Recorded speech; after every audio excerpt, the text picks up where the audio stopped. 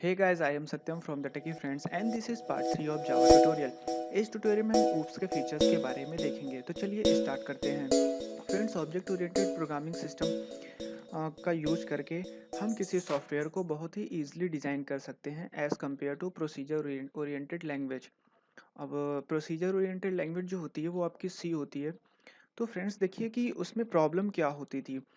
बहुत पहले के टाइम में जब छोटे-छोटे सॉफ्टवेयर डेवलप किए जाते थे, तो उस टाइम पे सी लैंग्वेज का यूज़ करके हम उन सॉफ्टवेयर को डेवलप कर पाते थे। लेकिन जैसे-जैसे टाइम बढ़ता गया उसकी और लोगों की रिक्वायरमेंट्स बढ़ती गई, तो उसके अकॉर्डिंग ज़रूरतों के अकॉर्डिंग अब हमें क्या करना होता था कि छोटे-छोटे सॉफ्टवेयर से हमारा काम नहीं चलने वाला था। तो हमें अब बड़े-बड़े सॉफ्टवेयर डेवलप करने थे। तो अब यहाँ पे प्रॉब्लम ये आई कि जो प्रोसीजर ओरिएंटेड लैंग्वेज थी, उसमें एक जो टीम यानी कि अब जैसे ज़ाहिर-सी बात है किसी भी प्रोजेक्ट पे कोई टीम काम करेगी, तो उन सब के बीच में कुछ ना कुछ कम्युनिकेशन तो होगा ही कि जैसे एक मान लीजिए कि मोबाइल फ़ोन डेवलप करना है, तो उस पे 5 लोगों की टीम है जो अलग-अलग उसके पार्ट्स पे काम कर रही है। तो उन लोग के बीच में जो कम्युनिकेशन थी, अगर वो प्रोसीजर ओरिएंटेड लैंग्वेज का यूज़ करके उसके सॉफ्टवेयर को डेवलप कर रहे हैं, तो वहाँ पे काफ़ी ज़्यादा प्रॉब्लम्स होती थी।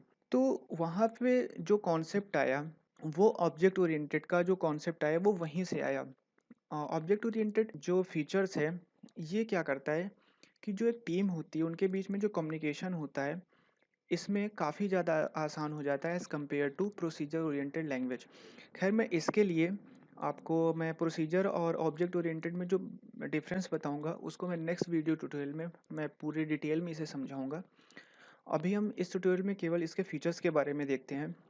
तो इसका पहला फीचर्स जो है वो है ऑब्जेक्ट, देन उसके बाद क्लास, देन उसके बाद एब्स्ट्रैक्शन, देन उसके बाद polymorphism, then encapsulation, then inheritance, dynamic binding and message passing. देखिए जो ये पहला ऑब्जेक्ट एंड क्लास है, इसके बारे में हमने लास्ट ट्यूटोरियल में देख लिया है। अगर आपने मेरा वो वीडियो नहीं देखा है तो डिस्क्रिप्शन में उसकी लिंक है, आप उस लिंक को फॉलो करके उस वीडियो को देख सकते हैं। हम बात करते हैं एब्स्ट्रैक्शन से। तो फ्रेंड्स देखिए, एब्स्ट्रैक्शन का मतलब ये होता है कि आप किसी चीज़ की फंक्शनैलिटी को सिर्फ दिखाइए और उसकी जो कॉम्प्लेक्सिटी है, यानी जो उसकी इंटरनल डिटेल्स है, उसे आप हाइड कर दीजिए। जैसे कि हम अगर एक नॉर्मल यूज़र हैं और हमें एक मोबाइल फ़ोन ख़रीदना है, तो हम गए वहाँ पे सिंपल से उसे ख़रीद लिया और उसे चलाना शुरू करेंगे। हमें इससे कोई मतलब नहीं है कि उसके अंदर क्या है, कैसे काम करता है और किस तरीके से वो टच स्क्रीन जो है वो काम करती है। एक नॉर्मल यूज़र को इससे कोई मतलब नहीं है।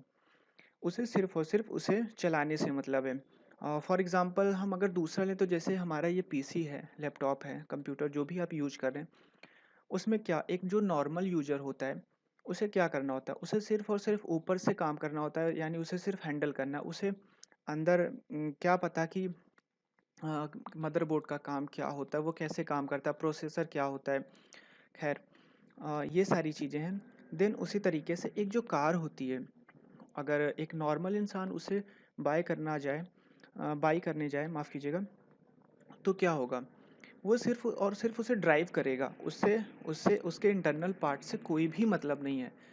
तो ऑब्जेक्ट ओरिएंटेड लैंग्वेज में इसी चीज़ को लाया गया कि आप कुछ ऐसा करिए कि जो यूज़र हैं, यानी कि आप अपने सॉफ्टवेयर को इस तरीके से बनाइए कि जो उसके यूज़र्स हैं, उन्हें सिर्फ़ और सिर्फ़ उसको यूज़ करने से मतलब हो। उसके अंदर क्या कोडिंग लिखी गई है, क्या चीज़ है, इससे उन्हें कोई लेना-देना ना हो। देन उसके बाद हम आते हैं पॉलीमॉर्फिज़्म। देखिए पॉलीमॉर्फिज्म जो होता है, ये 2 चीज़ों से मिलके बना होता है। पहला होता है पॉली, जिसका मतलब होता है मेनी। देन उसके बाद आता है मॉर्फिज्म, जिसका मतलब होता है फॉर्म्स, यानी कि मेनी फॉर्म्स। यानी कि पॉलीमॉर्फिज्म का मतलब ये होता है कि एक नाम और डिफरेंट फॉर्म में। चलिए इस चीज़ को हम एक एग्जांपल लेके समझते हैं तो हमें ज़्यादा अच्छे से ये समझ में आएगा। फॉर एग्जांपल अगर हम एक कार का लेते हैं, ये कोई भी कंपनी का हो सकता है। तो अब क्या होगा, एक कंपनी अब डिफरेंट डिफरेंट टाइप के कार बनाती है, या फिर एक क्लास है जिससे क्या होता है डिफरेंट डिफरेंट टाइप के कार, यानी डिफरेंट डिफरेंट जो अलग अलग कंपनियां हैं वो अपने कार को डिज़ाइन करती हैं। तो ये सारी चीज़ें आती हैं पॉलीमॉर्फिज्म में, जो कि ऑब्जेक्ट ओरिएंटेड का फोर्थ और बहुत ही इम्पॉर्टेंट कॉन्सेप्ट है। और यानी कि पॉलीमॉर्फिज्म में किसी एक काम को डिफरेंट डिफरेंट वेज में किया जाता है। देन उसके बाद हम आते हैं इनकैप्सुलेशन में। इनकैप्सुलेशन जैसा कि नाम से ही क्लियर हो रहा है कि किसी चीज़ को कैप्सूल के अंदर डाल दिया गया हो। अब देखिए जैसे कैप्सूल तो आप सब लोग लगभग जानते ही होंगे। उसके अंदर क्या होता है, मेडिसिन्स को दो कैप्सूल दो प्लास्टिक, खैर उसे प्लास्टिक नहीं कहते, के अंदर क्या किया जाता है, उसे उसमें रैप कर दिया जाता है। यानी कि बाइंडिंग और wrapping code and data together into a single unit is known at encapsulation. एक एग्जांपल से हम इसे, यानी एक डायग्राम से इसे हम बढ़िया तरीके से समझ सकते हैं। जैसे ये इनकैप्सुलेशन में क्या किया जाता है कि जो भी आपके मेथड होते हैं और उन्हें वेरिएबल और जो भी उनके वेरिएबल्स होते हैं, यानी किसी क्लास के जो मेथड और वेरिएबल्स होते हैं उन्हें इनकैप्सुलेट कर दिया जाता है। ठीक है, उन्हें रैप कर दिया जाता है। देन उसके बाद अब हम मूव करते हैं इसके 6 फीचर्स पे, जो कि है इनहेरिटेंस। देखिए इनहेरिटेंस को एक हम बहुत ही अच्छी एग्जांपल से समझ सकते हैं। अगर हम इनहेरिटेंस को अपने ऊपर अप्लाई करें तो क्या होता है कि हम आप जो भी हैं, ये जब हमारा आपका जन्म होता है तो कुछ ऐसी चीज़ें जो कि हमारे माँ और पिता में कॉमन होती है वो हमें अपने आप मिल जाती है, तो उसी चीज़ को इनहेरिटेंस कहते हैं। यानी कि जब एक ऑब्जेक्ट अपने पेरेंट्स क्लास का, जो उसका पेरेंट क्लास होता है, उसकी प्रॉपर्टीज़ को एक्वायर कर ले तो उसे हम इनहेरिटेंस कहते हैं। जैसे कि मैं एक डायग्राम के थ्रू आपको समझाने की कोशिश करता हूँ। ये एक टाइगर है।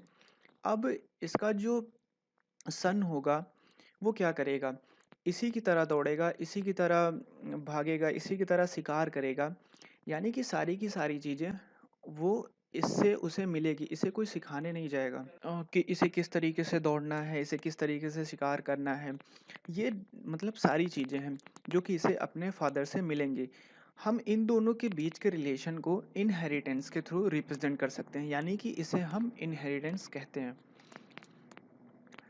और एक दूसरा डायग्राम मैं आपको दिखाऊं जो कि मैंने अभी आपको सबसे पहले बताया था कि जो पेरेंट्स होते हैं उनकी कुछ प्रॉपर्टीज़ होती हैं जो कि चाइल्ड्स में अपने आप आ जाती हैं, यानी चाइल्ड्स उन्हें एक्वायर कर लेता है, जिसे हम इनहेरिटेंस से रिप्रेजेंट करते हैं, और जो इन दोनों के बीच में इनहेरिटेंस के रिलेशन को रिप्रेजेंट करता है। तो अगर हम इनहेरिटेंस की बात करें तो it is a mechanism of driving a new class from an old and existing class. The old class is called super class. The new class is called a sub class.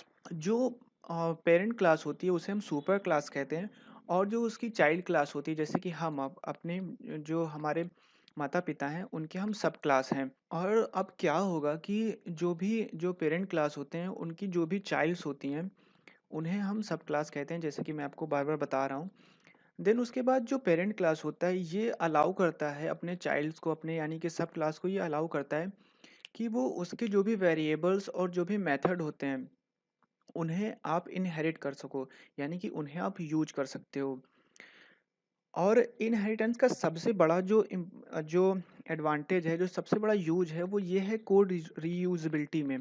यानी कि suppose कीजिए कि आपको एक mobile, मान लीजिए एक mobile बनाने वाली जो कंपनी है उसने एक मोबाइल बनाया। देन उसके बाद वो चाहती कि उसका एक सेकंड वर्जन निकाले। तो अब क्या करेगी वो ये तो करने जाएगी नहीं कि जो मोबाइल उसने बनाया है उसका फिर से कोड वो लिखे। वो ये काम करेगी कि जिस मोबाइल का उसे सेकंड वर्जन रिलीज़ करना है, उस पहले वाले मोबाइल के कोड को उस नए वाले कोड के साथ क्या करेगी, मर्ज कर देगी।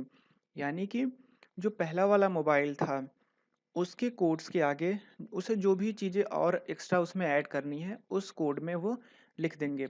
नहीं तो अगर सोचिए इनहेरिटेंस नहीं होता तो हमें क्या करना होता, हम ये करते हैं कि फिर से हमें उस नए मोबाइल का जो वर्जन था, यानी जो हम सेकेंड मोबाइल रिलीज़ कर रहे थे, उसके लिए हमें फिर से पूरा कोड लिखना होता है जिसमें टाइम बहुत ज़्यादा वेस्ट होता है।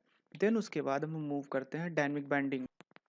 फ्रेंड्स, डायनेमिक बाइंडिंग जो होती है ये पॉलीमॉर्फिज्म के सिद्धांत पे काम लागू होती है। और जैसे कि मैं अगर आपको एक एग्जांपल देके बताऊं कि अगर हमें एक प्रोग्राम ड्रॉ करना है जो कि है शेप का। अब देखिए इसमें क्या होता है कि जब भी कोई प्रोसीजर को हम रन कराते हैं तो उसे रन होने तक ये पता ही नहीं होता है कि वो किस टाइप के प्रोग्राम से जाके बाइंड होगा।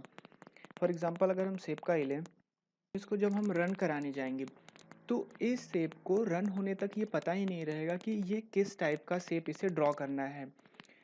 इसे तब पता चलेगा कि इसे किस टाइप का शेप ड्रॉ करना है जब इसे हम पैरामीटर यानी कि जो यूज़र है जब इसे पैरामीटर सप्लाई करेगा तो इसे जाके पता चलेगा कि इसे सर्किल, स्क्वायर यानी मतलब ट्रायंगल जो भी चीज़ें होती हैं उसे इन चीज़ों के शेप को ड्रॉ करना है। तो अगर हम शॉर्ट में देखें तो शॉर्ट में अगर हम कहें तो हम ये कह सकते हैं कि जो डायनेमिक बाइंडिंग होती है उसमें जब कोई प्रोसीजर रन होता है तो वो डायनेमिकली बाइंड होता है। देन उसके बाद हम मूव करते हैं मैसेज पासिंग में। देखिए जैसा कि हमने फर्स्ट वीडियो ट्यूटोरियल में ये देखा था कि एक क्लास के अंदर कई सारे ऑब्जेक्ट्स हो सकते हैं। अब ये जो ऑब्जेक्ट्स हैं इन्हें आपस में कम्युनिकेशन के लिए कुछ ना कुछ तो चाहिए ही। तो वो मैसेज पासिंग का कॉन्सेप्ट को यूज करते हैं यानी कि एक ऑब्जेक्ट दूसरे ऑब्जेक्ट से कम्युनिकेट करने के लिए मैसेज पासिंग का जो कॉन्सेप्ट है उसे फॉलो करता है। अ, एक तरीके से हम ये कह सकते हैं कि किसी क्लास में जो कि एक टेम्पलेट होता है उसमें बहुत सारे ऑब्जेक्ट होते हैं और वो सारे जो ऑब्जेक्ट्स होते हैं वो किसी टास्क को कंप्लीट करने के लिए आपस में कम्युनिकेट करते हैं जिसे हम मैसेज पासिंग कहते हैं। तो फ्रेंड्स ये था ऑब्जेक्ट ओरिएंटेड प्रोग्रामिंग के जो फीचर्स होते हैं उनके बारे में। नेक्स्ट वीडियो ट्यूटोरियल में हम ओप्स और प्रोसीजर ओरिएंटेड लैंग्वेज जो होती है उनके बीच में डिफरेंस को देखेंगे। और अगर आपके मन में कोई भी क्वेश्चन है, कोई डाउट है तो आप उसे कमेंट कीजिए और मेरे चैनल को सब्सक्राइब कीजिए ताकि आपको मेरे आने वाले ट्यूटोरियल्स के बारे में अपडेट मिलती रहे। Thanks for watching, have a great time, bye bye.